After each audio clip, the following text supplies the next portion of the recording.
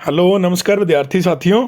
ਕੁੱਬਾ ਲਰਨੌਲ ਜੀ ਚੈਨਲ ਵੀ ਤੁਹਾਡਾ ਸਭ ਦਾ ਸਵਾਗਤ ਹੈ। ਵਿਦਿਆਰਥੀ ਸਾਥੀਓ, ਜਿਵੇਂ ਕਿ ਤੁਹਾਨੂੰ ਪਤਾ ਹੀ ਹੈ, ਅਸੀਂ ਇਸ ਚੈਨਲ ਤੇ ਹੁਣ ਹਿਸਟਰੀ ਵਿਸ਼ੇ ਦੀ ਪ੍ਰੈਪਰੇਸ਼ਨ ਕਰਾਂਗੇ, ਭਾਵ ਕਿ ਮਾਸਟਰ ਕੈਡਰ ਦੇ ਲਈ ਜਾਂ ਹੋਵੇ ਲੈਕਚਰਰ। ਠੀਕ ਹੈ, ਇਸ ਦੀ ਪ੍ਰੈਪਰੇਸ਼ਨ ਜਿਹੜੀ ਹੈ ਚੰਗੀ ਤਰ੍ਹਾਂ ਡੈਪਥ ਦੇ ਨਾਲ ਸਾਡੇ ਚੈਨਲ ਤੇ ਹੁਣ ਕਰਵਾਈ ਜਾਏਗੀ।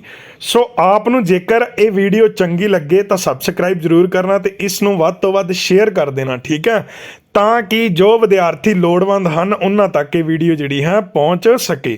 ਸੋ ਵਿਦਿਆਰਥੀਓ, ਆਓ ਅੱਜ ਦੇ ਜੋ ਟੌਪਿਕ ਨੇ ਉਸ ਦੇ ਬਾਰੇ ਵਿੱਚ ਆਪਾਂ ਵਿਚਾਰ ਚਾਨਣਾ ਕਰੀਏ। ਜੇਕਰ ਮੈਂ ਗੱਲ ਕਰਾਂ ਪਹਿਲੇ ਟੌਪਿਕ ਦੀ ਤਾਂ ਉਹ ਹੈ ਪੂਰਵ ਇਤਿਹਾਸ। ਠੀਕ ਹੈ, ਪੂਰਵ ਇਤਿਹਾਸ ਭਾਵ ਕਿ ਇਤਿਹਾਸ ਤੋਂ ਪਹਿਲਾਂ, ਜਾਂ ਆਪਾਂ ਕਹਿ ਦਈਏ ਕਿ ਇਸ ਤਰ੍ਹਾਂ ਆਪਣੇ ਕੋਲੇ ਜਿਵੇਂ ਸੰਪੂਰਨ ਸੰਖਿਆਵਾਂ ਮੈਥ ਦੇ ਵਿੱਚ ਇੰਟੀਜਰ ਨੰਬਰ ਕੀਤੇ ਜਾਂਦੇ ਨੇ, ਤਾਂ ਇੱਥੇ ਹੁੰਦਾ ਆਪਣੇ ਕੋਲੇ 0। ਇੱਥੇ ਕੀ ਹੈ, ਏਡੀ ਅੰਨੋ ਡੋਮਿਨੋ ਜਿਹਨੂੰ ਕਿਹਾ ਜਾਂਦਾ, ਜਿਹੜਾ ਕਿ ਮੌਜੂਦਾ ਸਮੇਂ ਵਿੱਚ ਈਸਵੀ ਚੱਲ ਰਹੀ ਹੈ। ਤਾਂ ਪਹਿਲਾਂ ਕੀ ਹੁੰਦਾ ਸੀ, ਪਹਿਲਾਂ ਚੱਲਦੀ ਹੁੰਦੀ ਸੀ ਈਸਾ ਪੂਰਵ। ਠੀਕ ਹੈ, ਈਸਾ ਪੂਰਵ, ਜਿਹਨੂੰ ਕਿ ਪੂਰਵ ਇਤਿਹਾਸ ਕਿਹਾ ਜਾਂਦਾ। ਸੋ ਸਭ ਤੋਂ ਪਹਿਲਾਂ ਆਪਾਂ ਪੂਰਵ ਇਤਿਹਾਸ ਦੇ ਬਾਰੇ ਵਿੱਚ ਪੜਾਂਗੇ ਤੇ ਇਸ ਤੋਂ ਬਾਅਦ ਆਪਾਂ ਅੰਨੋ ਡੋਮਿਨੋ ਜੋ ਈਸਵੀ ਚੱਲੀ ਸੀ, ਕਿੱਥੋਂ ਚੱਲੀ ਸੀ, ਕਿਵੇਂ ਚੱਲੀ ਸੀ, ਇਸ ਦੇ ਬਾਰੇ ਵਿੱਚ ਚੰਗੀ ਤਰ੍ਹਾਂ ਡੈਪਥ ਦੇ ਨਾਲ ਪੜਾਂਗੇ। ਵਿਦਿਆਰਥੀ ਸਾਥੀਓ, ਪੂਰਵ ਇਤਿਹਾਸ ਜੋ ਕਿ ਦੋ ਸ਼ਬਦਾਂ ਦੇ ਮੇਲ ਤੋਂ ਬਣਿਆ ਹੈ, ਪੂਰਵ ਅਤੇ ਇਤਿਹਾਸ।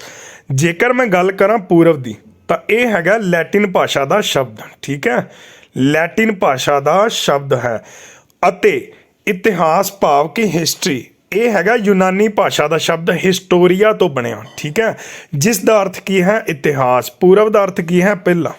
ਯਾਨੀ ਕਿ ਇਤਿਹਾਸ ਤੋਂ ਪਹਿਲਾਂ ਜਾਣਨ ਬਾਰੇ ਅਸੀਂ ਕਿਹੜੇ ਸ਼ਬਦ ਦਾ ਇਸਤੇਮਾਲ ਕੀਤਾ, ਪੂਰਵ ਇਤਿਹਾਸ। ਠੀਕ ਹੈ, ਪੇਪਰ ਦੇ ਵਿੱਚ ਪ੍ਰਸ਼ਨ ਆ ਸਕਦਾ ਕਿ ਪ੍ਰੀ ਜਿਹੜਾ ਪੂਰਵ ਹੈ ਇਹ ਕਿਹੜੀ ਭਾਸ਼ਾ ਦਾ ਸ਼ਬਦ ਹੈ। ਇਹ ਹੈਗਾ ਲੈਟਿਨ ਦਾ।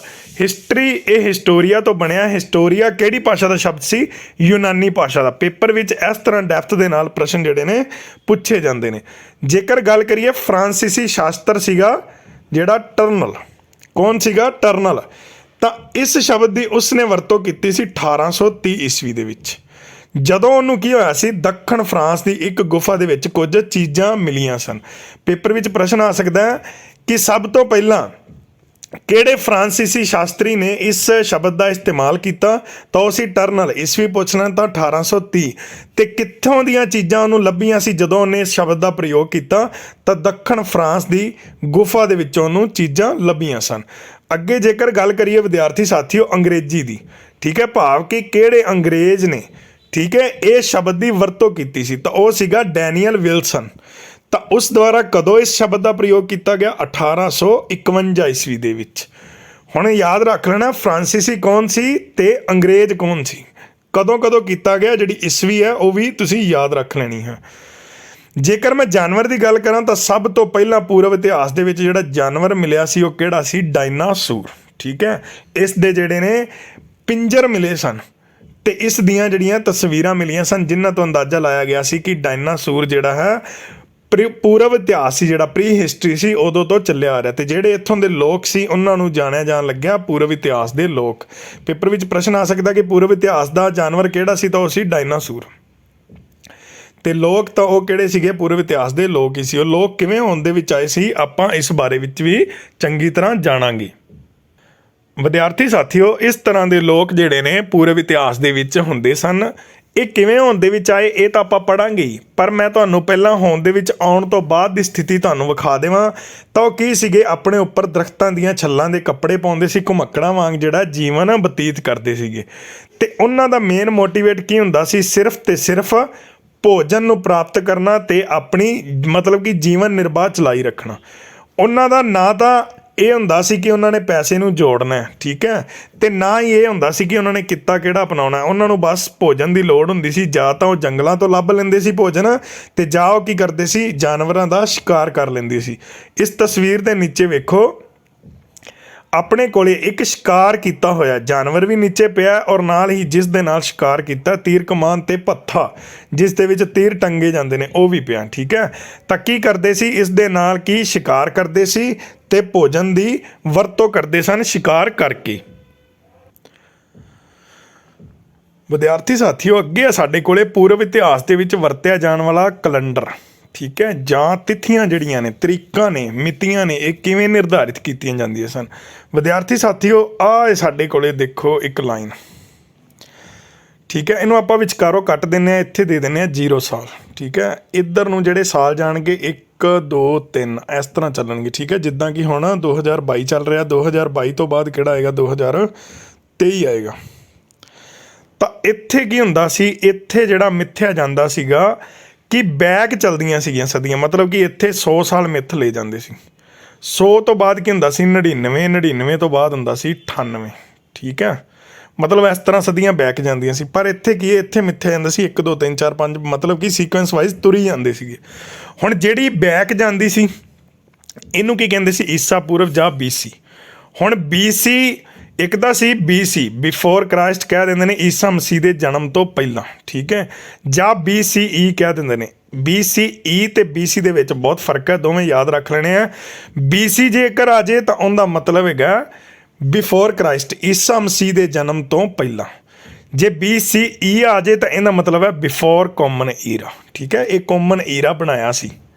ਤਾਂ ਇੱਥੇ ਮੰਨਿਆ ਜਾਂਦਾ ਵਿਦਿਆਰਥੀ ਸਾਥੀਓ, ਜਿੱਥੇ ਆਪਾਂ ਕੀ ਹੈ 0 ਨਿਰਧਾਰਿਤ ਕੀਤੀ ਸੀਗੀ। ਠੀਕ ਹੈ, ਇੱਥੇ ਮੰਨਿਆ ਜਾਂਦਾ ਕਿ ਈਸਾ ਮਸੀਹ ਦਾ ਜਿਹੜਾ ਜਨਮ ਹੋਇਆ ਸੀ। ਠੀਕ ਹੈ, ਈਸਾ ਮਸੀਹ ਦਾ ਜਨਮ ਹੋਇਆ ਸੀ। ਓਕੇ, ਮੈਨੂੰ ਉਮੀਦ ਹੈ ਤੁਹਾਨੂੰ ਪਤਾ ਲੱਗ ਗਿਆ ਹੋਵੇਗਾ ਕਿ BC ਤੇ AD ਭਾਵ ਕਿ ਈਸਾ ਪੂਰਵ ਤੇ ਈਸਵੀ ਤੁਹਾਨੂੰ ਚੰਗੀ ਤਰ੍ਹਾਂ ਪਤਾ ਲੱਗ ਗਈਆਂ ਹੋਣਗੀਆਂ। ਆਹ ਹੁਣ ਚੱਲਦੀਆਂ AD, ਅੰਨੋ ਡੋਮੀਨੋ ਜਿਹਨੂੰ ਬੋਲ ਦਿੰਦੇ ਨੇ।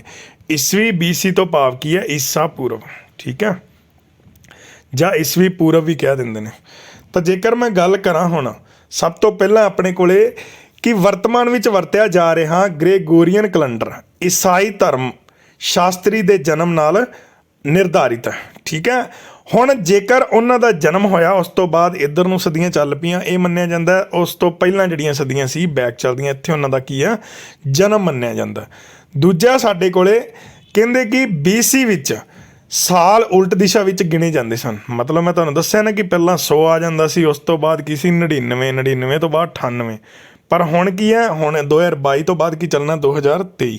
ਤਾਂ ਸਾਲ ਉਲਟ ਗਿਣੇ ਜਾਂਦੇ ਸੀ। ਤਾਂ ਉਵੇਂ ਹੀ ਮੰਨਿਆ ਜਾਂਦਾ ਕਿ ਜਿਹੜਾ ਮਹਾਤਮਾ ਬੁੱਧ ਦਾ ਜਨਮ ਹੋਇਆ ਸੀ ਕਿਹੜੇ, ਈਸਾ ਪੂਰਵ ਦੇ ਵਿੱਚ ਭਾਵ BC ਦੇ ਵਿੱਚ 563 ਦੇ ਵਿੱਚ, ਤੇ ਉਹਨਾਂ ਦੀ ਮੌਤ ਜਿਹੜੀ ਹੋ ਗਈ ਸੀ 483 ਈਸਾ ਪੂਰਵ ਦੇ ਵਿੱਚ।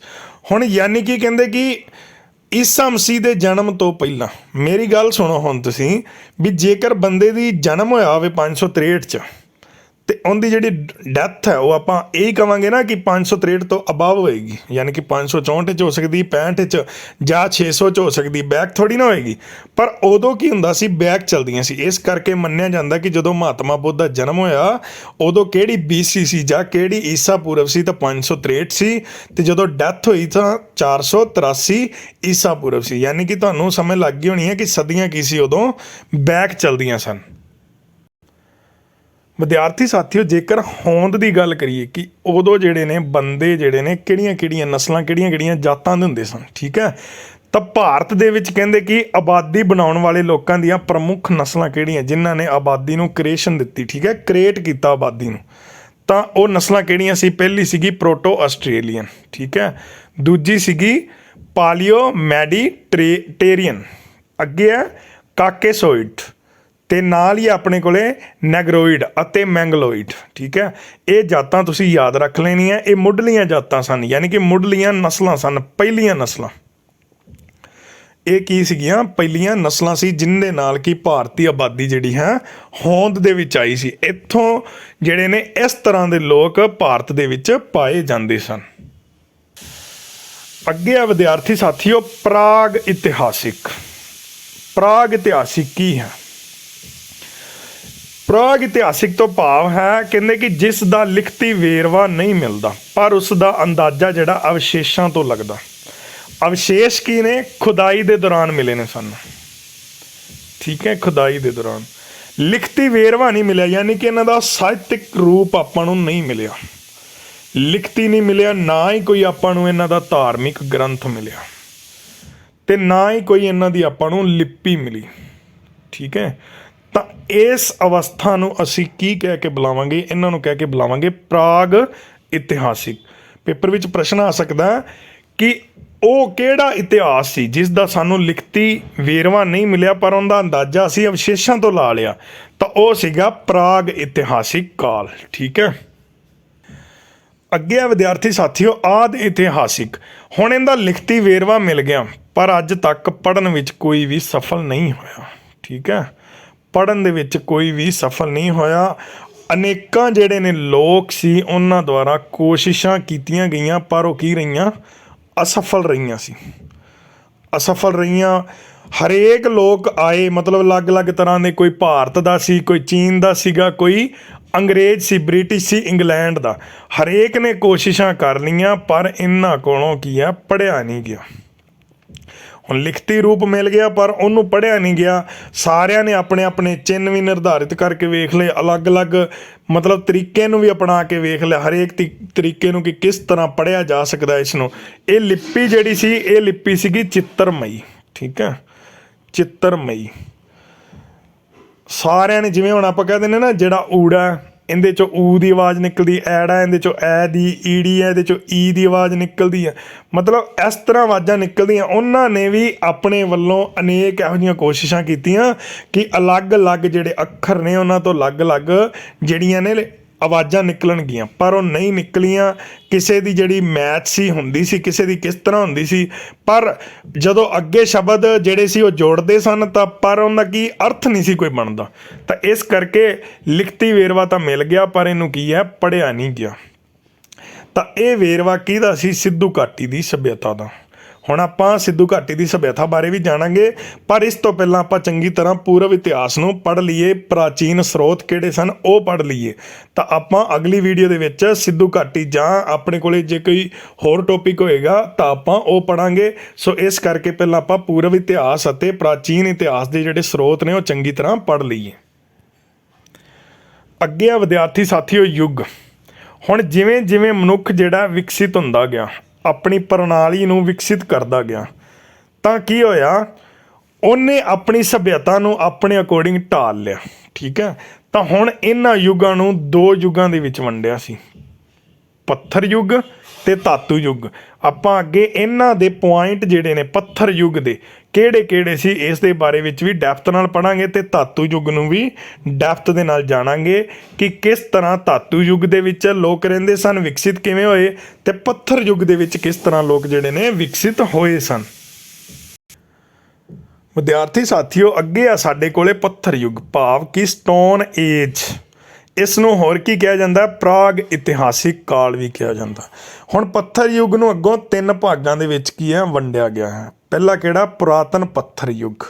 ਇਹਨੂੰ ਹੋਰ ਕਿਹੜਾ ਬੋਲਿਆ ਜਾਂਦਾ? ਪੈਲੀਓਲਿਥਿਕ ਏਜ ਜਾਂ ਪੈਲੀਓਲਿਥਿਕ ਸਟੋਨ ਏਜ ਬੋਲਿਆ ਜਾਂਦਾ। ਅੱਗੇ ਆ ਸਾਡੇ ਕੋਲੇ ਮੱਧ ਪੱਥਰ ਯੁੱਗ। ਮੱਧ ਮਤਲਬ ਸੈਂਟਰ ਵਾਲਾ, ਪਹਿਲਾ, ਦੂਜਾ, ਤੀਜਾ। ਆ ਸੈਂਟਰ ਵਾਲਾ ਤੈਨੂੰ ਕੀ ਕਹਾਂਗੇ? ਮੱਧ ਪੱਥਰ ਯੁੱਗ। ਇਹਨੂੰ ਕੀ ਬੋਲਿਆ ਜਾਂਦਾ? ਮੈਸੋਲਿਥਿਕ ਏਜ ਬੋਲਿਆ ਜਾਂਦਾ। ਅੱਗੇ ਆ ਸਾਡੇ ਕੋਲੇ ਨਵਾਂ ਪੱਥਰ ਯੁੱਗ। ਇਹਨੂੰ ਕੀ ਬੋਲਿਆ ਜਾਂਦਾ? ਨਿਊਲਿਥਿਕ ਸਟੋਨ ਏਜ। ਤਾਂ ਇਸ ਤਰ੍ਹਾਂ ਇਹਨਾਂ ਦੇ ਨਾਵਾਂ ਨਾਲ ਇਸ ਨੂੰ ਜਾਣਿਆ ਜਾਂਦਾ। ਆਪਾਂ ਹੁਣ ਇਹ ਵੀ ਪੜ੍ਹਾਂਗੇ ਕਿ ਪੁਰਾਤਨ ਪੱਥਰ ਯੁੱਗ 'ਚ ਕੀ ਹੋਇਆ, ਮੱਧ 'ਚ ਕੀ ਹੋਇਆ ਤੇ ਨਵੇਂ 'ਚ ਕੀ ਹੋਇਆ। ਸੋ ਆਓ ਆਪਾਂ ਪੱਥਰ ਯੁੱਗ ਦੇ ਜਾਣਨ ਤੋਂ ਬਾਅਦ ਧਾਤੂ ਯੁੱਗ ਦੇ ਜਿਹੜੇ ਨਾਮ ਨੇ ਉਹ ਵੀ ਪੜ੍ਹ ਲਈਏ। ਵਿਦਿਆਰਥੀ ਸਾਥੀਓ ਜੇਕਰ ਧਾਤੂ ਦੀ ਗੱਲ ਕਰੀਏ, ਠੀਕ ਹੈ, ਯਾਨੀ ਕਿ ਮੈਟਲ ਯੁੱਗ, ਤਾਂ ਇਹਨੂੰ ਵੀ ਅੱਗੇ ਕੀ ਸੀਗੇ? ਤਿੰਨ ਹਿੱਸਿਆਂ ਵਿੱਚ ਵੰਡਿਆ ਗਿਆ ਸੀ। ਇਹ ਕੀ ਸੀਗਾ? ਮਨੁੱਖੀ ਸੱਭਿਅਤਾ ਦਾ ਦੂਸਰਾ ਹਿੱਸਾ ਸੀ। ਤਾਂ ਇਹ ਕੀ ਸੀ? ਪਹਿਲਾਂ ਕੋਪਰ ਯਾਨੀ ਕਿ ਤਾਂਬੇ ਦੀ ਖੋਜ ਹੋਈ, ਉਸ ਤੋਂ ਬਾਅਦ ਕਾਂਸਾ, ਕਾਂਸੇ ਤੋਂ ਬਾਅਦ ਕੀ ਲੱਭਿਆ? ਲੋਹਾ ਲੱਭ ਗਿਆ ਸੀ, ਯਾਨੀ ਕਿ ਆਇਰਨ। ਜੇਕਰ ਮੈਂ ਗੱਲ ਕਰਾਂ ਕਾਂਸੇ ਦੀ, ਕਈ ਵਿਦਿਆਰਥੀ ਕੀ ਨੇ ਤਾਂਬੇ ਨੂੰ ਹੀ ਕਾਂਸਾ ਸਮਝ ਪੈਂਦੇ ਨੇ, ਪਰ ਇਹ ਵਿਦਿਆਰਥੀ ਤੁਸੀਂ ਗਲਤ ਹੋ ਜਾਓਗੇ। ਤਾਂ ਇੱਕ ਧਾਤ ਹੋਰ ਐਡ ਕੀਤੀ ਗਈ ਸੀ ਤਾਂਬੇ ਦੇ ਵਿੱਚ, ਤਾਂ ਸਾਨੂੰ ਮਿਲਿਆ ਸੀ ਕਾਂਸਾ। ਠੀਕ ਹੈ। ਤਾਂ ਕਰਕੇ ਕਾਂਸੇ ਦੀ ਜਿਹੜੀ ਆ ਖੋਜ ਹੋਈ ਸੀਗੀ। ਤਾਂ ਪਹਿਲਾਂ ਸਭ ਤੋਂ ਜਿਹੜੀ ਪੇਪਰ ਵਿੱਚ ਪ੍ਰਸ਼ਨ ਆ ਸਕਦਾ ਕਿ ਜਿਹੜੀ ਮੁੱਢਲੀ ਧਾਤ ਸਾਨੂੰ ਲੱਭੀ ਸੀਗੀ, ਠੀਕ ਹੈ, ਇਤਿਹਾਸ ਦੇ ਵਿੱਚ, ਤਾਂ ਉਹ ਕਿਹੜੀ ਸੀਗੀ? ਤਾਂਬਾ। ਤਾਂਬੇ ਤੋਂ ਬਾਅਦ ਕਾਂਸਾ ਮਿਲਿਆ, ਕਾਂਸੇ ਤੋਂ ਬਾਅਦ ਕੀ ਸੀ? ਲੋਹਾ ਮਿਲਿਆ। ਕਈ ਵਿਦਿਆਰਥੀ ਲੋਹੇ ਦਾ ਭੁਲੇਖਾ ਖਾ ਜਾਂਦੇ ਨੇ ਕਿ ਲੋਹਾ ਹੀ ਮਿਲਿਆ ਹੋਣਾ, ਤਾਂ ਇਹ ਕੀ ਹੈ? ਤੁਹਾਡੀ ਆਪਸ਼ਨ ਜਿਹੜੀ ਆ ਉਹ ਗਲਤ ਹੋ ਜਾਏਗੀ। ਠੀਕ ਹੈ।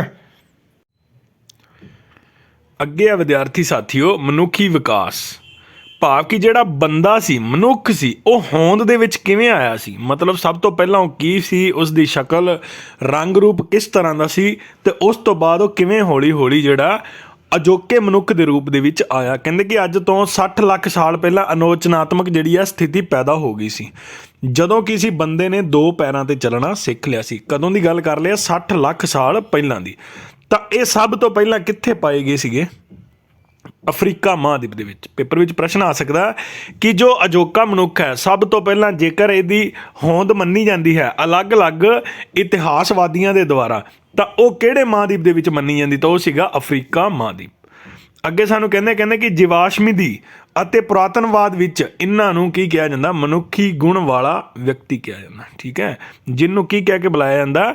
ਹੋਮੀਨਾਈਨ ਕਹਿ ਕੇ ਬੁਲਾਇਆ ਜਾਂਦਾ। ਯਾਨੀ ਕਿ ਮਨੁੱਖ ਦੇ ਗੁਣ ਵਾਲਾ, ਜਿਹੜੇ ਅਜੋਕੇ, ਯਾਨੀ ਕਿ ਤੁਸੀਂ ਹੁਣ ਮੇਰੀ ਡਿਸਪਲੇ ਦੇ ਉੱਪਰ ਵੀਡੀਓ ਦੇਖ ਰਹੇ ਹੋ, ਠੀਕ ਹੈ, ਤਾਂ ਇਹ ਤੁਸੀਂ ਕੀ ਹੋ? ਤੁਹਾਡੇ 'ਚ ਮਨੁੱਖਾਂ ਵਾਲੇ ਗੁਣ ਨੇ। ਤਾਂ ਇਹ ਜਦੋਂ ਹੋਂਦ ਦੇ ਵਿੱਚ ਆਏ ਸੀ, ਮੈਂ ਉਸ ਟਾਈਮ ਦੀ ਗੱਲ ਕਰ ਰਿਹਾ ਹਾਂ। ਅੱਗੇ ਆ ਕਹਿੰਦੇ ਦੱਖਣੀ ਅਫਰੀਕਾ ਤੋਂ ਸਾਨੂੰ ਪਹਿਲੀ ਵਾਰੀ ਔਜ਼ਾਰਾਂ ਨੂੰ ਇਸਤੇਮਾਲ ਕਰਨ ਦਾ ਸਬੂਤ ਮਿਲਿਆ ਸੀ। ਪੇਪਰ ਵਿੱਚ ਪ੍ਰਸ਼ਨ ਆ ਸਕਦਾ ਕਿ ਸਭ ਤੋਂ ਪਹਿਲੀ ਵਾਰ ਜਿਹੜਾ ਔਜ਼ਾਰਾਂ ਨੂੰ ਇਸਤੇਮਾਲ ਕਰਨ ਦਾ ਸਬੂਤ ਕਿੱਥੇ ਮਿਲਿਆ? ਤਾਂ ਦੱਖਣੀ ਅਫਰੀਕਾ ਦੇ ਵਿੱਚ ਮਿਲਿਆ ਸੀ। ਠੀਕ ਆ, ਅੱਗੇ ਅਲੱਗ-ਅਲੱਗ ਜਿਹੜੇ ਸਥਿਤੀਆਂ ਸੀ, ਸਟੇਜਿਸ ਸੀਗੀਆਂ, ਬੰਦਾ ਜਿਹੜਾ ਕਿਵੇਂ ਹੋਂਦ ਦੇ ਵਿੱਚ ਆਇਆ ਸੀ। ਸੋ ਆਓ ਆਪਾਂ ਇਹਨੂੰ ਇੱਕ ਪਿਕਚਰ ਹੋਰ ਦੇ ਥਰੂ ਜਾਣੀਏ ਕਿ ਕਿਸ ਤਰ੍ਹਾਂ ਹੌਲੀ-ਹੌਲੀ ਜਿਹੜਾ ਬੰਦਾ ਹੋਂਦ ਦੇ ਵਿੱਚ ਆ ਗਿਆ ਸੀ, ਯਾਨੀ ਕਿ ਉਸ ਦਾ ਮਨੁੱਖੀ ਵਿਕਾਸ ਹੋ ਗਿਆ ਸੀਗਾ। ਸੋ ਵਿਦਿਆਰਥੀਓ, ਤੁਹਾਡੇ ਸਾਹਮਣੇ ਤਸਵੀਰਾਂ ਮੌਜੂਦ ਨੇ।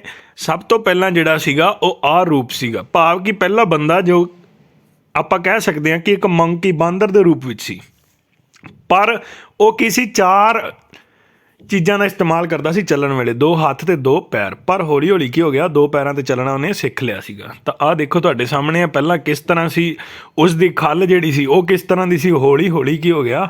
ਆਹ ਰੂਪ ਜਿਹੜਾ ਬੰਦੇ ਨੇ ਧਾਰ ਲਿਆ ਸੀ। ਠੀਕ ਹੈ, ਸੋ ਇਸ ਤਰ੍ਹਾਂ ਅਲੱਗ-ਅਲੱਗ ਆਪਾਂ ਨਾਮਾਂ ਨੂੰ ਵੀ ਯਾਦ ਰੱਖ ਸਕਦੇ ਹਾਂ ਕਿ ਕਿਸ ਤਰ੍ਹਾਂ ਕਿਹੜੀ ਸਟੇਜ ਦੇ ਵਿੱਚ ਬੰਦਾ ਜਿਹੜਾ ਕਿਸ ਰੂਪ ਦੇ ਵਿੱਚ ਮਿਲਿਆ ਸੀ।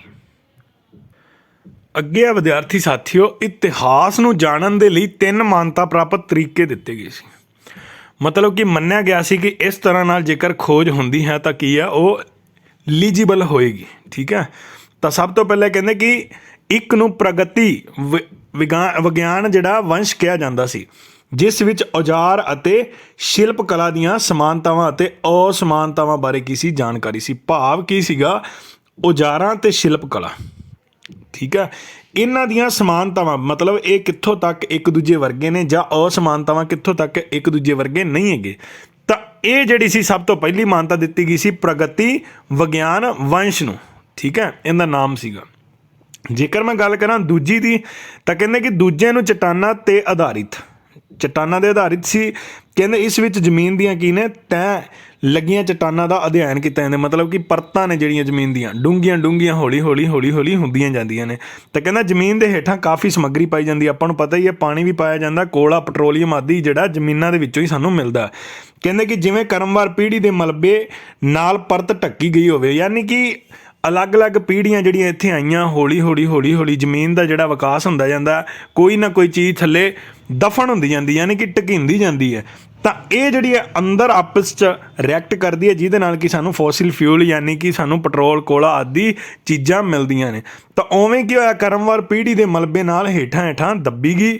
ਕਹਿੰਦੇ ਕਿ ਸਾਨੂੰ ਕਰਮਵਾਰ ਸਮੇਂ ਦਾ ਸੰਕੇਤ ਦਿੰਦਾ ਵੀ ਕਿਹੜੇ ਸਮੇਂ ਦੇ ਵਿੱਚ ਕੀ ਸੀ। ਆਪਾਂ ਹੜੱਪਾ ਦੀ ਖੋਜ ਬਾਰੇ ਵੀ ਪੜ੍ਹਾਂਗੇ, ਤਾਂ ਉੱਥੇ ਵੀ ਤਾਂ ਡੂੰਘਾਈ ਦੇ ਵਿੱਚੋਂ ਖੁਦਾਈ ਕੀਤੀ ਗਈ, ਜਿਸ ਦੇ ਵਿੱਚੋਂ ਅਲੱਗ-ਅਲੱਗ ਤਰ੍ਹਾਂ ਦੀਆਂ ਚੀਜ਼ਾਂ, ਕਿਤੋਂ ਮੋਹਰਾਂ ਮਿਲੀਆਂ, ਕਿਤੋਂ ਸਾਨੂੰ ਕੀ ਨੇ ਕੰਨਾਂ ਦੇ ਵਿੱਚ ਪਾਉਣ ਵਾਲੇ, ਕਿਤੋਂ ਸਾਨੂੰ ਬਰਤਨ ਮਿਲੇ ਸੀ, ਕਿਤੋਂ ਸਾਨੂੰ ਇੱਟਾਂ ਮਿਲੀਆਂ ਸੀਗੀਆਂ। ਤਾਂ ਇਵੇਂ ਅਲੱਗ-ਅਲੱਗ ਚੀਜ਼ਾਂ ਸਾਨੂੰ ਮਿਲਦੀਆਂ ਨੇ। ਕਹਿੰਦੇ ਕਿ ਹਰੇਕ ਪਰਤ ਨੂੰ ਕੀ ਕਿਹਾ ਜਾਂਦਾ? ਕਾਲ ਕਰਮ ਅਨੁਸਾਰ ਸੰਖਿਆ ਦਿੱਤੀ ਗਈ। ਕਾਲ ਕਰਮ ਭਾਵ ਕਿ ਸਮੇਂ ਅਨੁਸਾਰ ਕੀ ਸੰਖਿਆ ਦਿੱਤੀ ਗਈ ਹੈ, ਵੀ ਕਿਹੜੇ ਸਮੇਂ ਵਿੱਚ ਇੱਥੇ ਕੀ ਵਾਪਰਿਆ ਹੋਵੇਗਾ। ਕਹਿੰਦੇ ਕਿ ਸਭ ਤੋਂ ਡੂੰਘਾ ਪੱਧਰ ਜਿਸ ਵਿੱਚ ਸਭ ਤੋਂ ਜ਼ਿਆਦਾ ਪੁਰਾਣੀ ਸਮੱਗਰੀ ਹੈ ਨੂੰ ਪੀਰੀਅਡ 1 ਮੰਨਿਆ ਜਾਂਦਾ। ਪੇਪਰ ਵਿੱਚ ਪ੍ਰਸ਼ਨ ਆ ਸਕਦਾ ਕਿ ਜੋ ਧਰਤੀ ਦਾ ਸਭ ਤੋਂ ਡੂੰਘਾ ਜਾਂ ਚਟਾਨਾਂ ਦਾ ਸਭ ਤੋਂ ਡੂੰਘਾ ਪੱਧਰ ਹੈਗਾ, ਤਾਂ ਉਸ ਨੂੰ ਕੀ ਕਿਹਾ ਜਾਂਦਾ? ਤਾਂ ਪੀਰੀਅਡ 1 ਕਿਹਾ ਜਾਂਦਾ। ਠੀਕ ਹੈ, ਇਸ ਦੇ ਵਿੱਚ ਕੀ ਹੈ? ਸਭ ਤੋਂ ਪੁਰਾਣੀ ਜਿਹੜੀ ਆ ਸਮੱਗਰੀ ਪਾਈ ਜਾਂਦੀ ਹੈ। ਸੋ ਵਿਦਿਆਰਥੀਓ, ਅੱਗੇ ਆ ਸਾਡੇ ਕੋਲੇ ਕਹਿੰਦੇ ਕਿ ਤੀਸਰਾ ਮੁੱਖ ਤਰੀਕਾ ਮਿਤੀ ਨਾਲ ਸੰਬੰਧਿਤ, ਜਿਸ ਵਿੱਚ ਕਈ ਸਾਨੂੰ ਚੀਜ਼ਾਂ ਮਿਲਦੀਆਂ, ਜਿਵੇਂ ਕਿ ਸਮੱਗਰੀ ਜੋ 10,000 ਸਾਲ ਪਹਿਲਾਂ ਦੀ। ਹੁਣ ਇਹਨੂੰ ਲੱਭਣ ਦੇ ਵਾਸਤੇ ਕਿਹੜੀ ਚੀਜ਼ ਦੀ ਵਰਤੋਂ ਕੀਤੀ ਜਾਂਦੀ ਜਾਂ ਅੰਦਾਜ਼ਾ ਲਾਉਣ ਲਈ? Radio carbon dating. ਠੀਕ ਹੈ, ਅਤੇ ਧੂਮਕੇਤੂ क्रम की ਵਰਤੋਂ ਕੀਤੀ ਜਾਂਦੀ ਹੈ। ਸੋ ਇਹ ਵਿਦਿਆਰਥੀਓ ਸੀਗੇ 3 ਮਾਨਤਾ ਪ੍ਰਾਪਤ ਤਰੀਕੇ ਸੀਗੇ ਜਿਹੜੇ ਇਤਿਹਾਸਵਾਦੀਆਂ ਦੇ ਦੌਰਾਨ ਉਹਨਾਂ ਦੇ ਦੁਆਰਾ ਦੁਹਰਾਏ ਜਾ ਚੁੱਕੇ ਨੇ। ਠੀਕ ਹੈ ਵਿਦਿਆਰਥੀ ਸਾਥੀਓ, ਹੁਣ ਅਸੀਂ ਪੁਰਾਤਨ ਪੱਥਰ ਯੁੱਗ ਭਾਵ ਕਿ ਪੁਰਾਣਾ ਪੱਥਰ ਯੁੱਗ ਸੀ, ਇਸ ਤੋਂ ਬਾਅਦ ਮੱਧ ਪੱਥਰ ਯੁੱਗ ਅਤੇ ਇਸ ਤੋਂ ਬਾਅਦ ਆਪਾਂ ਨਵੇਂ ਪੱਥਰ ਯੁੱਗ ਬਾਰੇ ਪੜ੍ਹਾਂਗੇ। ਸੋ ਆਓ ਆਪਾਂ ਪਹਿਲਾਂ ਪੁਰਾਤਨ ਪੱਥਰ ਯੁੱਗ ਬਾਰੇ ਡੈਪਥ ਦੇ ਨਾਲ ਜਾਣੀਏ। ਵਿਦਿਆਰਥੀ ਸਾਥੀਓ, ਜੇਕਰ ਮੈਂ ਗੱਲ ਕਰਾਂ ਇੱਥੇ ਜਿਹੜੇ ਅਵਸ਼ੇਸ਼ ਮਿਲੇ ਸੀ ਪੁਰਾਤਨ ਪੱਥਰ ਯੁੱਗ ਦੇ ਵਿੱਚ, ਠੀਕ ਹੈ, ਪੁਰਾਤਨ ਪੱਥਰ ਯੁੱਗ ਦੇ ਵਿੱਚ ਤਾਂ ਉਹ ਕਿੱਥੇ ਮਿਲੇ ਸੀਗੇ? ਉਹ ਮਿਲੇ ਸੀਗੇ ਇਥੋਪੀਆ ਦੇ ਵਿੱਚ। ਦਰਿਆ ਆ ਜਾਂਦਾ ਪਿਆ, ਅਵਸ਼ ਦਰਿਆ, ਠੀਕ ਹੈ, ਇੱਥੋਂ ਮਿਲੇ ਸੀਗੇ। ਪੇਪਰ ਵਿੱਚ ਪ੍ਰਸ਼ਨ ਆ ਸਕਦਾ ਹੈ ਕਿ ਸਭ ਤੋਂ ਜ਼ਿਆਦਾ ਜਿਹੜੇ ਨੇ ਪੁਰਾਤਨ ਪੱਥਰ ਦੇ ਵਿਸ਼ੇਸ਼ ਕਿੱਥੋਂ ਮਿਲੇ, ਤਾਂ ਇਥੋਪੀਆ ਦੇ ਵਿੱਚੋਂ। ਜੇਕਰ ਦਰਿਆ ਦਾ ਨਾਮ ਪੁੱਛ ਲੈਣ ਤਾਂ ਅਵਸ਼ ਦਰਿਆ ਸੀਗਾ। ਮੋਸਟ ਇੰਪੋਰਟੈਂਟ ਕੁਐਸਚਨ ਹੈ, ਪਹਿਲਾਂ ਪੁੱਛਿਆ ਵੀ ਜਾ ਚੁੱਕਿਆ। ਠੀਕ ਹੈ, ਸੋ ਆਓ ਆਪਾਂ ਹੁਣ ਪੁਰਾਤਨ ਪੱਥਰ ਯੁੱਗ ਦੇ ਬਾਰੇ ਚੰਗੀ ਤਰ੍ਹਾਂ ਡੈਪਥ ਦੇ ਨਾਲ ਪੜ੍ਹੀਏ। ਵਿਦਿਆਰਥੀ ਸਾਥੀਓ, ਸਾਡਾ ਜੋ ਕੁੱਬਾ ਲਰਨੋਲਜੀ ਚੈਨਲ ਹੈ ਇੱਕ ਇੱਕ ਚੀਜ਼ ਤੁਹਾਨੂੰ ਡੈਪਥ ਦੇ ਨਾਲ ਕਰਾਉਂਦਾ ਤਾਂ ਕਿ ਤੁਸੀਂ ਪੇਪਰ ਦੇ ਵਿੱਚ ਚੰਗੀ ਤਰ੍ਹਾਂ ਪ੍ਰੈਪਰੇਸ਼ਨ ਕਰਕੇ ਚੰਗੇ ਨੰਬਰ ਪ੍ਰਾਪਤ ਕਰ ਸਕੋ।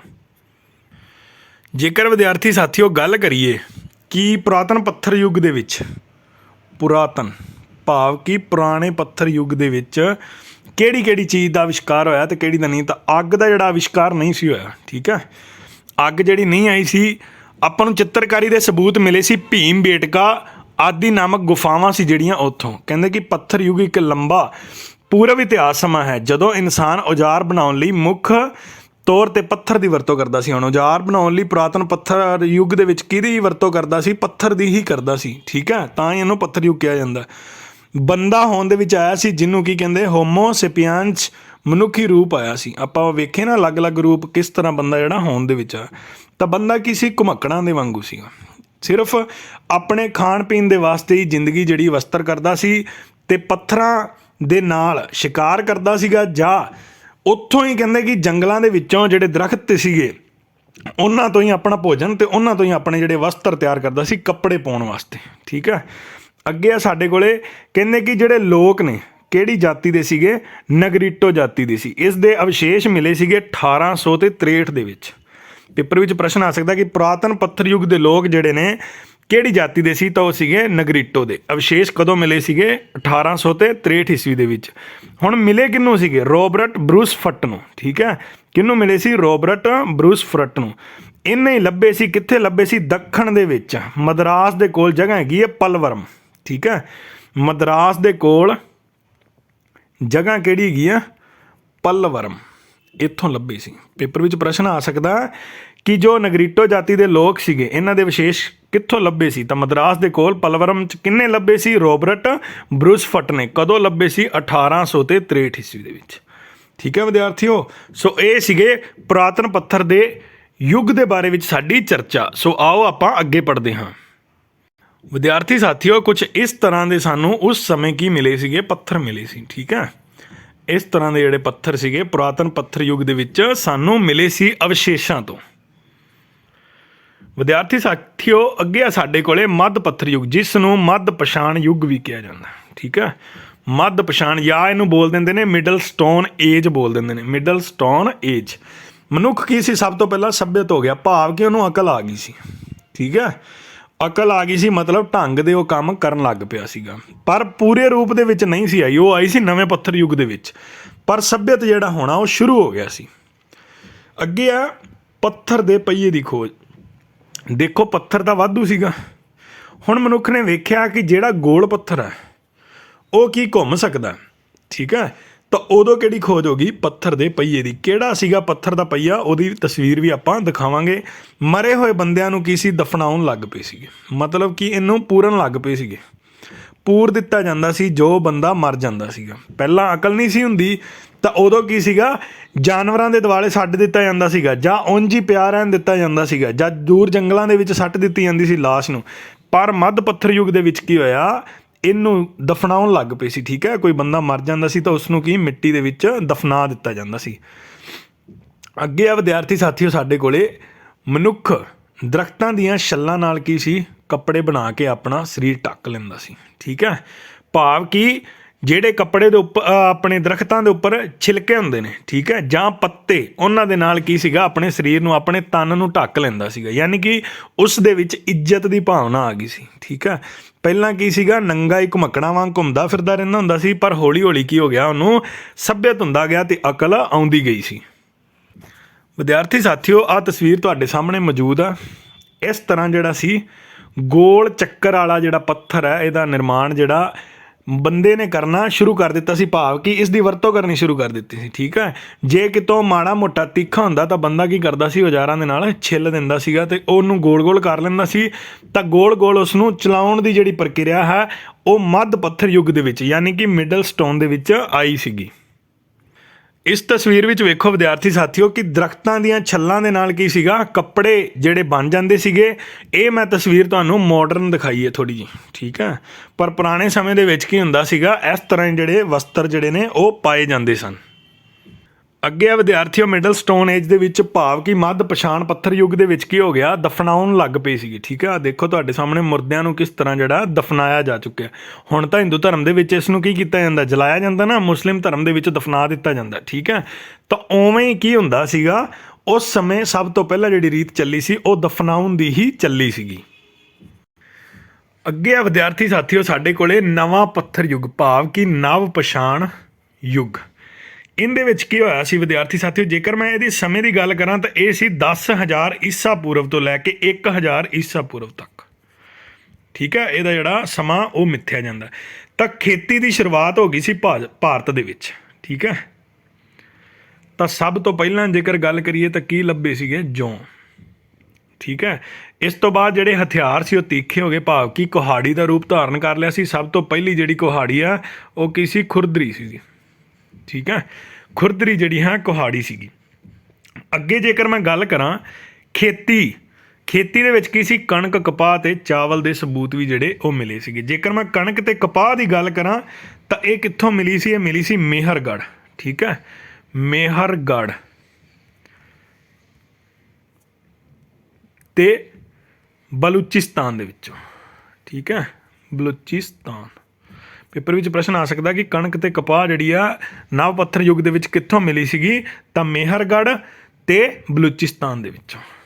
ਅੱਗੇ ਆ ਵਿਦਿਆਰਥੀ ਸਾਥੀਓ, ਸਾਡੇ ਕੋਲੇ ਜੇਕਰ ਮੈਂ ਉੱਪਰ ਵਾਲੀ ਗੱਲ ਕਰਾਂ ਕੁਹਾੜੀ ਦੀ, ਤਾਂ ਯਾਦ ਰੱਖ ਲਿਓ ਕਿ ਇਹ ਖੁਰਦਰੀ ਸੀਗੀ, ਠੀਕ ਹੈ। ਪੇਪਰ ਵਿੱਚ ਪ੍ਰਸ਼ਨ ਆ ਸਕਦਾ, ਇੱਕ ਦੋ ਵਾਰੀ ਆਇਆ ਵੀ ਹੋਇਆ ਕਿ ਜਿਹੜੀ ਕੁਹਾੜੀ ਸੀਗੀ ਉਸ ਦਾ ਰੂਪ ਕਿਸ ਤਰ੍ਹਾਂ ਦਾ ਸੀ, ਤਾਂ ਉਹ ਖੁਰਦਰੀ ਸੀਗੀ। ਅੱਗੇ ਆ ਸਾਡੇ ਕੋਲੇ ਪਹਾੜੀਆਂ ਦੇ ਨਜ਼ਦੀਕ ਸੀਗੇ ਘਰ ਮਿਲੇ ਸੀਗੇ, ਪੱਕੇ ਘਰ, ਠੀਕ ਹੈ। ਪਹਾੜੀਆਂ ਦੇ ਨਜ਼ਦੀਕ ਪੱਕੇ ਘਰ ਮਿਲੇ ਸੀਗੇ। ਅੱਗੇ ਆ ਜਾਨਵਰਾਂ ਨੂੰ ਪਾਲਣ ਦੀ ਆਰੰਭਤਾ ਜਿਹੜੀ ਸ਼ੁਰੂ ਹੋ ਗਈ, ਯਾਨੀ ਕਿ ਹੁਣ ਜਦੋਂ ਖੇਤੀ ਹੋਵੇਗੀ ਤਾਂ ਜਾਨਵਰਾਂ ਨੂੰ ਆਪੇ ਹੀ, ਜਿਹੜੇ ਜਾਨਵਰ ਪਾਲਣਾ ਕੀ ਹੁੰਦਾ, ਸਹਾਇਕ ਧੰਦਾ ਹੁੰਦਾ ਨਾ ਖੇਤੀਬਾੜੀ ਦਾ, ਤੇ ਇਸ ਕਰਕੇ ਕੀ ਜਾਨਵਰਾਂ ਨੂੰ ਪਾਲਣ ਦੀ ਜਿਹੜੀ ਆਰੰਭਤਾ ਮਿਲੀ ਸੀ। ਇੱਕ ਮੈਂ ਤੁਹਾਨੂੰ ਦੱਸਣਾ ਭੁੱਲ ਗਿਆ ਚਾਵਲਾਂ ਦੇ ਬਾਰੇ। ਤਾਂ ਚਾਵਲ ਕਿੱਥੇ ਮਿਲੇ ਸੀਗੇ, ਇਹ ਮਿਲੇ ਸੀ ਕੋਲਡੀ ਹਵਾ ਦੇ ਵਿੱਚ, ਠੀਕ ਹੈ। ਤਾਂ ਇਹ ਕਿੱਥੇ ਸਥਿਤ ਹੈਗੀ ਆ, ਇਹ ਹੈਗਾ ਬੇਲਨ ਘਾਟੀ ਵਿੱਚ, ਬੇਲਨ ਘਾਟੀ। ਜੇਕਰ ਮੈਂ ਇਹਨਾਂ ਦੀ ਗੱਲ ਕਰਾਂ ਸਮਾਂ, ਤਾਂ ਇਹ ਸੀਗਾ ਲਗਭਗ 6000 ਈਸਾ ਪੂਰਵ ਦੇ ਵਿੱਚ ਮਿਲੇ ਸੀ। ਹੁਣ ਇਹਦਾ ਸਮਾਂ ਟੋਟਲ ਨਵ ਪੱਥਰ ਦਾ ਯੁੱਗ ਦਾ ਆਪਾਂ ਪੜ੍ਹਿਆ ਨਾ, ਨਵ ਪੱਥਰ ਯੁੱਗ ਦਾ ਕੀ ਸੀਗਾ, 10,000 ਈਸਾ ਪੂਰਵ ਤੋਂ ਲੈ ਕੇ 1000 ਈਸਾ ਪੂਰਵ ਤੱਕ। 6000 ਈਸਾ ਪੂਰਵ ਵਿੱਚ ਕੀ ਸੀਗੇ, ਚਾਵਲ ਮਿਲੇ ਸੀ, ਕਿਉਂਕਿ ਸਦੀਆਂ ਜਿਹੜੀਆਂ ਨੇ ਬੈਕ ਆਉਂਦੀਆਂ ਸੀਗੀਆਂ, ਠੀਕ ਹੈ।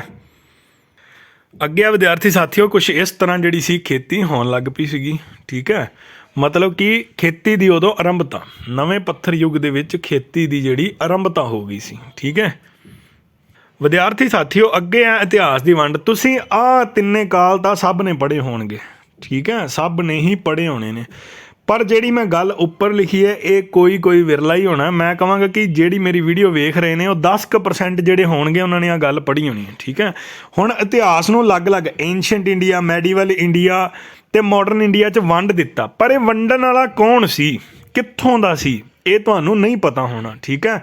ਤਾਂ ਸਭ ਤੋਂ ਪਹਿਲਾਂ ਜੇਕਰ ਮੈਂ ਦੇਸ਼ ਦੀ ਗੱਲ ਕਰਾਂ ਤਾਂ ਉਹ ਜਰਮਨ ਦਾ ਸੀ, ਠੀਕ ਹੈ। ਉਹਦਾ ਨਾਮ ਕੀ ਸੀਗਾ, ਤਾਂ ਉਹ ਸੀਗਾ ਕ੍ਰਿਸਟੋਫ ਸਿਲਾਰੀਅਸ। ਮੋਸਟ ਇੰਪੋਰਟੈਂਟ ਕੁਐਸਚਨ ਹੈ ਕਿ ਤਿੰਨ ਜਿਹੜੇ ਕਾਲ ਵੰਡੇ ਸੀਗੇ ਉਹ ਕਿਹੜੇ ਇਤਿਹਾਸਕਾਰ ਨੇ ਵੰਡੇ ਸੀ। ਸਭ ਤੋਂ ਪਹਿਲਾਂ ਤਾਂ ਕੌਣ ਸੀ, ਕ੍ਰਿਸਟੋਫ ਸਿਲਾਰੀਅਸ। ਕਿੱਥੋਂ ਦਾ ਸੀ, ਜਰਮਨ ਦਾ ਸੀ। ਇਹ ਪੁਆਇੰਟ ਜਿਹੜਾ ਤੁਸੀਂ ਨੋਟ ਵੀ ਕਰ ਲਿਓ ਕਾਪੀ ਪੈਨ ਲੈ ਕੇ, ਚਾਹੇ ਇਹ ਮੋਸਟ ਇੰਪੋਰਟੈਂਟ ਹੈ, ਮੋਸਟ ਇੰਪੋਰਟੈਂਟ ਆਪਾਂ ਇਹਨੂੰ ਕਵਾਂਗੇ, ਠੀਕ ਹੈ, ਕਿ ਬੰਦੇ ਦਾ ਜਿਹੜਾ ਉਹ ਨਾਮ ਕੀ ਸੀਗਾ। ਕ੍ਰਿਸਟੋਫ ਸੈਲਾਰੀਅਸ, ਮੈਂ ਵਾਰ-ਵਾਰ ਰਿਪੀਟ ਕਰ ਰਿਹਾ, ਉਹ ਜਰਮਨ ਦਾ ਸੀਗਾ।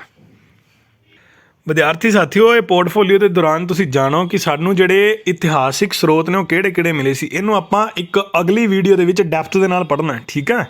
ਇੱਕ ਚੀਜ਼ ਜਿਹੜੀ ਹੈ ਚੰਗੀ ਤਰ੍ਹਾਂ ਮੈਂ ਨੋਟ ਕਰਵਾਉਣੀ ਹੈ ਅਗਲੀ ਵੀਡੀਓ ਦੇ ਵਿੱਚ ਇਸ ਦੇ ਬਾਰੇ ਵਿੱਚ। ਸਭ ਤੋਂ ਪਹਿਲਾਂ ਕੀ ਸੀ? ਸ਼ਾਸਤਰ, ਫਿਰ ਇਤਿਹਾਸਿਕ ਗ੍ਰੰਥ ਮਿਲੇ, ਯਾਨੀ ਕਿ ਸਾਹਿਤ ਮਿਲਿਆ ਸੀ। ਵਿਦੇਸ਼ੀ ਵਰਣਨ ਅਲੱਗ-ਅਲੱਗ ਜਿਹੜੇ ਨੇ ਯਾਤਰੀ ਆਏ ਸੀਗੇ, ਹਿਊਨ-ਸੰਗ ਹੋ ਗਿਆ, ਠੀਕ ਹੈ, ਅਲਬਰੂਨੀ ਹੋ ਗਿਆ, ਮਤਲਬ ਅਲੱਗ-ਅਲੱਗ ਲੋਕ ਆਏ ਸੀਗੇ। ਪੁਰਾਤੱਤਵ ਸਬੂਤ ਮਿਲੇ ਸੀ, ਭਾਵ ਕਿ ਨਿਸ਼ਚਿਤ ਜਿਹੜੇ ਸਰੋਤ ਹੁੰਦੇ ਨੇ ਉਹ ਮਿਲੇ ਸੀ। ਅੱਗੇ ਆ ਪ੍ਰਾਚੀਨ ਭਾਰਤੀ ਇਤਿਹਾਸ ਬਾਰੇ ਜਿਹੜੀ ਜਾਣਕਾਰੀ ਹੈ 4 ਮੁੱਖ ਸਰੋਤਾਂ ਤੋਂ। ਹੁਣ ਆਪਾਂ ਇਹ 4 ਸਰੋਤ ਤਾਂ ਵੇਖ ਲਏ, ਹੁਣ ਇਹਨਾਂ ਨੂੰ ਇੱਕ ਵਾਰੀ ਨਾ ਡੈਪਥ ਦੇ ਨਾਲ ਇਹਨਾਂ ਦਾ ਨਾਮ ਜਿਹੜਾ ਉਹ ਆਪਾਂ ਚੰਗੀ ਤਰ੍ਹਾਂ ਪੜ੍ਹ ਲੈਂਦੇ ਹਾਂ। ਇੱਕ ਪੋਰਟਫੋਲੀਓ ਮੈਂ ਤੁਹਾਡੇ ਲਈ ਇਹ ਵੀ ਤਿਆਰ ਕੀਤਾ ਹੋਇਆ। ਸੋ ਵਿਦਿਆਰਥੀ ਸਾਥੀਓ, ਤੁਸੀਂ ਹੁਣ ਮਾਸਟਰ ਕੈਡਰ ਅਤੇ ਲੈਕਚਰਾਰ ਦੀ ਤਿਆਰੀ ਤਾਂ ਕਰੀ ਜਾਂਦੇ ਹੋ, ਤੁਹਾਨੂੰ ਇਹ ਚੀਜ਼ਾਂ ਪਤਾ ਹੋਣੀਆਂ ਜ਼ਰੂਰੀ ਨੇ ਵੀ ਇਹ ਜਿਹੜੇ ਸਰੋਤ ਨੇ ਕਿਹਦੇ ਨਾਲ ਕਿਹੜੇ-ਕਿਹੜੇ ਸੰਬੰਧਿਤ ਨੇ, ਠੀਕ ਹੈ। ਜੇਕਰ ਮੈਂ ਗੱਲ ਕਰਾਂ ਪੁਰਾਤੱਤਵ ਸੰਬੰਧੀ, ਤਾਂ ਇਹ ਕਿਹਨੇ ਖੁਦਾਈ ਤੋਂ ਪ੍ਰਾਪਤ ਹੋਏ ਸੀ? ਅਭਿਲੇਖ ਸੀ, ਸਮਾਰਕ ਸੀ, ਮੁਦਰਾ ਸੀਗੀਆਂ, ਠੀਕ ਹੈ। ਇਹ 4 ਤਰ੍ਹਾਂ ਦੇ ਹੁੰਦੇ ਨੇ ਪੁਰਾਤੱਤਵ, ਯਾਦ ਰੱਖ ਲੈਣਾ। ਪੁਰਾਤੱਤਵ ਕਿਹੜੇ ਹੁੰਦੇ ਨੇ? 4 ਤਰ੍ਹਾਂ ਦੇ ਹੁੰਦੇ ਨੇ ਜਿਹੜੇ ਖੁਦਾਈ ਤੋਂ ਪ੍ਰਾਪਤ ਹੁੰਦੇ ਆ। ਅਭਿਲੇਖ, ਸਮਾਰਕ, ਮੁਦਰਾ, ਭਾਵ ਕਿ ਪੈਸਾ ਉੱਥੋਂ ਦਾ ਕਿਵੇਂ, ਜਿਹੜੇ ਟਕੇ ਟੁਕੇ ਚੱਲਦੇ ਹੁੰਦੇ ਸੀ, ਸਿੱਕੇ ਕਿਹੜੇ ਸੀ, ਉਹ ਸੀਗਾ। ਸਾਹਿਤਕ ਹੁੰਦਾ ਲਿਖਿਆ ਹੋਇਆ, ਠੀਕ ਹੈ, ਜਿੰਦਾ ਲਿਖਿਆ ਹੋਇਆ ਰੂਪ ਮਿਲਦਾ ਸਾਨੂੰ, ਲਿਖਿਆ ਹੋਇਆ, ਤਾਂ ਉਹ ਕੀ ਹੁੰਦਾ? ਸਾਹਿਤਕ ਹੁੰਦਾ। ਜੇ ਮੈਂ ਧਾਰਮਿਕ ਸਾਹਿਤ ਦੀ ਗੱਲ ਕਰਾਂ ਤਾਂ ਅਲੱਗ-ਅਲੱਗ ਕਾਲਾਂ ਦੇ ਵਿੱਚ ਸੀ। ਵੈਦਿਕ ਸਾਹਿਤ ਦੇ ਵਿੱਚ ਕੀ ਮਿਲਿਆ ਸੀ? ਵੇਦ ਸੀ, ਇੱਕ ਤਾਂ 4 ਰਿਗਵੇਦ, ਸਾਮਵੇਦ, ਯਜੁਰਵੇਦ ਅਤੇ ਅਥਰਵੇਦ। ਬ੍ਰਾਹਮਣ ਦੀ ਗੱਲ ਕਰਾਂ ਤਾਂ ਉਹ ਕਿਹੜਾ ਸੀ? ਐਤਰੇਆ ਅਤੇ ਸ਼ਤਪਥ। ਅਤੇ ਅਰਣਾਇਕ, ਤੁਹਾਨੂੰ ਜੰਗਲਾਂ ਬਾਰੇ ਪਤਾ ਹੀ ਹੋਣਾ ਹੈ ਨਾ, ਕਿ ਜੰਗਲਾਂ ਦੇ ਵਿੱਚ ਜਿਹੜੀ ਪੂਜਾ ਕੀਤੀ ਜਾਂਦੀ ਸੀ ਉਸ ਨੂੰ ਕੀ ਕਿਹਾ ਜਾਂਦਾ ਸੀ? ਅਰਣਾਇਕ। ਇਹਨੂੰ ਵੀ ਆਪਾਂ ਡੈਪਥ ਦੇ ਨਾਲ ਜਾਣਾਂਗੇ, ਅਰਣਾਇਕ ਦੇ ਬਾਰੇ ਹੋਰ ਵੀ ਪੜ੍ਹਾਂਗੇ। ਉਪਨਿਸ਼ਦ ਸੀਗੇ, ਕਿੰਨੇ ਸੀਗੇ, ਗਿਣਤੀ ਸੀਗੀ ਇਹਨਾਂ ਦੀ, ਉਹ ਵੀ ਪੜ੍ਹਾਂਗੇ। ਸੂਤਰ ਹੈ, ਕਲਪ ਗ੍ਰਹਿ ਅਤੇ ਧਰਮ ਦੇ ਆਧਾਰ 'ਤੇ। ਵਿਦਾਂਗ ਸੀਗੇ, ਠੀਕ ਹੈ। ਸਿੱਖਿਆ, ਕਲਪ, ਨਿਰੁਕਤ, ਵਿਆਕਰਣ ਜਿਹੜੀ ਕਿ ਆਪਣੇ ਪਾਣਨੀ ਅਤੇ ਅਸ਼ਟਾਧਿਆਈ ਦੀ ਸੀਗੀ, ਉਹ ਵੀ ਆਪਾਂ ਚੰਗੀ ਤਰ੍ਹਾਂ ਨਾਲ ਜਾਣਾਂਗੇ। ਅੱਗੇ ਆ ਵਿਦਿਆਰਥੀ ਸਾਥੀਓ ਸਾਡੇ ਕੋਲੇ ਰਾਮਾਇਣ ਅਤੇ ਮਹਾਭਾਰਤ। ਇਹ ਕੀ ਹੁੰਦੇ ਨੇ? ਮਹਾਕਾਵ ਹੈਗੇ ਨੇ, ਠੀਕ ਹੈ, ਮਹਾਕਾਵ ਇਹਨਾਂ ਨੂੰ ਕਿਹਾ ਜਾਂਦਾ, ਰਾਮਾਇਣ ਅਤੇ ਮਹਾਭਾਰਤ ਨੂੰ।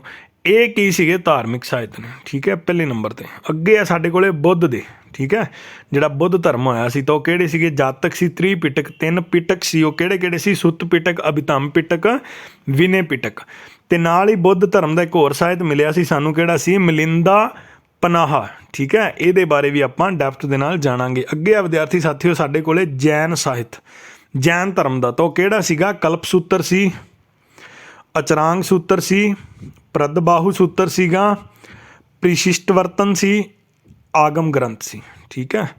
ਅੱਗੇ ਆਪਾਂ ਲੌਕਿਕ ਸਾਹਿਤ ਦੀ ਜੇਕਰ ਗੱਲ ਕਰੀਏ ਤਾਂ ਉਹ ਕਿਹੜਾ ਸੀ? ਸਾਹਿਤਿਕ, ਇਤਿਹਾਸਿਕ ਅਤੇ ਜੀਵਨ ਚਰਿੱਤਰ, ਵੀ ਕਿਸੇ ਦਾ ਜੀਵਨ ਕਿਵੇਂ ਦਾ ਸੀਗਾ। ਸਾਹਿਤਿਕ ਗ੍ਰੰਥ, ਇਤਿਹਾਸਿਕ ਗ੍ਰੰਥ ਕਿਵੇਂ ਸੀ, ਸਾਹਿਤਿਕ ਗ੍ਰੰਥ ਕਿਵੇਂ ਦੇ ਸੀ। ਹੁਣ ਵਿਦੇਸ਼ੀ ਯਾਤਰੀ ਕਿਹੜੇ ਆਏ, ਕੀ ਲਿਖਿਆ, ਉਹਦੇ ਬਾਰੇ ਵੀ ਆਪਾਂ ਜਾਣਨਾ। ਜੇਕਰ ਮੈਂ ਈਰਾਨ ਦੀ ਗੱਲ ਕਰਾਂ ਤਾਂ ਉਹ ਕੌਣ ਆਇਆ ਸੀ? ਇਕਾਈ ਲੋਕਸ ਆਇਆ ਸੀ, ਯਾਦ ਰੱਖ ਲਓ, ਈਡੀ ਤੋਂ ਇਕਾਈ ਲੋਕਸ, ਈਡੀ ਤੋਂ ਈਰਾਨੀ ਯਾਤਰੀ। ਯੂਨਾਨੀ ਯਾਤਰੀ ਕਿਹੜੇ ਆਏ ਸੀਗੇ? ਹੈਰੋਡੋਟਸ, ਮੈਗਸਥੀਨਜ਼, ਏਰੀਅਨ ਅਤੇ ਟੋਲਮੀ, ਠੀਕ ਹੈ। ਆਹ ਜਿਹੜੇ ਸੀ ਯੂਨਾਨ ਦੇ ਰਹਿਣ ਵਾਲੇ ਸੀ। ਪੇਪਰ ਵਿੱਚ ਪ੍ਰਸ਼ਨ ਆ ਜਾਂਦੇ ਨੇ ਕਿ ਯੂਨਾਨ ਦੇ ਯਾਤਰੀ ਜਿਹੜੇ ਸੀਗੇ ਭਾਰਤ ਦੇ ਵਿੱਚ ਐਂਟਰ ਕੀਤੇ ਸੀ, ਉਹਨਾਂ ਦੇ ਨਾਮ ਆ, ਤੁਸੀਂ ਚੰਗੀ ਤਰ੍ਹਾਂ ਨਾਮ ਜਿਹੜੇ ਨੇ ਸੈਪਰੇਟ ਲਿਖ ਲਿਓ ਕਾਪੀ 'ਤੇ, ਜਾਂ ਇਹਨਾਂ ਨੂੰ ਚੰਗੀ ਤਰ੍ਹਾਂ ਯਾਦ ਰੱਖ ਲਿਆ ਜੀ। ਅੱਗੇ ਆ ਸਾਡੇ ਕੋਲੇ ਜੇਕਰ ਮੈਂ ਗੱਲ ਕਰਾਂ ਚੀਨੀ ਯਾਤਰੀ, ਤਾਂ ਚੀਨੀ ਕਿਹੜੇ ਸੀ? ਫਾਹੀਯਾਨ, ਹੈਨਸੰਗ, ਜਿਹਨੂੰ ਹਿਊਨਸੰਗ ਵੀ ਆਪਾਂ ਬੋਲ ਦਿੰਦੇ ਹਾਂ, ਈਤੀਸੰਗ ਅਤੇ ਲਾਮਾਤਰਾ, ਜਿਹਨੂੰ ਕੀ ਬੋਲਦੇ ਨੇ? ਤਿੱਬਤੀ, ਠੀਕ ਹੈ। ਇਹ ਸੀਗੇ ਚੀਨੀ ਯਾਤਰੀ। ਅੱਗੇ ਹੈ ਲਾਸਟ 'ਤੇ ਘੱਗਾ, ਯਾਨੀ ਕਿ ਮੁਸਲਿਮ ਯਾਤਰੀ, ਠੀਕ ਹੈ। ਮੁਸਲਿਮ ਯਾਤਰੀ ਕਿਹੜੇ ਹੋਏ ਸੀਗੇ? ਸੁਲੇਮਾਨ ਹੋਇਆ ਸੀ, ਅਲਮਸੁਦੀ ਹੋਇਆ ਸੀ, ਅਬੂ ਜੀਦ ਹੋਇਆ ਸੀ ਅਤੇ ਅਲਬਰੂਨੀ, ਮੋਸਟ ਇੰਪੋਰਟੈਂਟ ਹੈ ਅਲਬਰੂਨੀ, ਠੀਕ ਹੈ। ਅਲੱਗ-ਅਲੱਗ ਜਿਹੜੇ ਤੁਸੀਂ ਨੇ ਇਹਨਾਂ ਦੇ ਨਾਮ ਯਾਦ ਰੱਖ ਲੈਣੇ। ਇਹਨਾਂ ਨੇ ਕੀ ਕੀਤਾ ਸੀ, ਅਗਲੀ ਵੀਡੀਓ ਦੇ ਰਾਹੀਂ ਆਪਾਂ ਡੈਪਥ ਦੇ ਨਾਲ ਚੰਗੀ ਤਰ੍ਹਾਂ ਜਾਣਾਂਗੇ। ਸੋ ਵਿਦਿਆਰਥੀ ਸਾਥੀਓ, ਸਾਡਾ ਕੁੱਬਾ ਲਰਨੋਲਜੀ ਚੈਨਲ ਹੁਣ ਤੁਹਾਨੂੰ ਮਾਸਟਰ ਕੈਡਰ ਅਤੇ ਲੈਕਚਰਰ ਹਿਸਟਰੀ ਦੀ ਕੋਚਿੰਗ ਦਿੰਦਾ ਰਹੇਗਾ ਫ੍ਰੀ ਦੇ ਵਿੱਚ, ਅਤੇ ਅਲੱਗ-ਅਲੱਗ ਬੱਚਿਆਂ ਨੂੰ ਤੁਸੀਂ ਇਸ ਵੀਡੀਓ ਨੂੰ ਸ਼ੇਅਰ ਵੀ ਕਰਨਾ। ਜੇਕਰ ਚੰਗੀ ਲੱਗੇ ਤਾਂ ਹੀ ਸਬਸਕ੍ਰਾਈਬ ਕਰਨਾ, ਜੇਕਰ ਨਾ ਲੱਗੇ ਤਾਂ ਸਬਸਕ੍ਰਾਈਬ ਨਾ ਕਰਨਾ। ਸੋ ਵਿਦਿਆਰਥੀਓ, ਕੁੱਬਾ ਲਰਨੋਲਜੀ ਚੈਨਲ ਵਿੱਚ ਆਉਣ ਲਈ ਤੁਹਾਡਾ ਸਭ ਦਾ ਧੰਨਵਾਦ।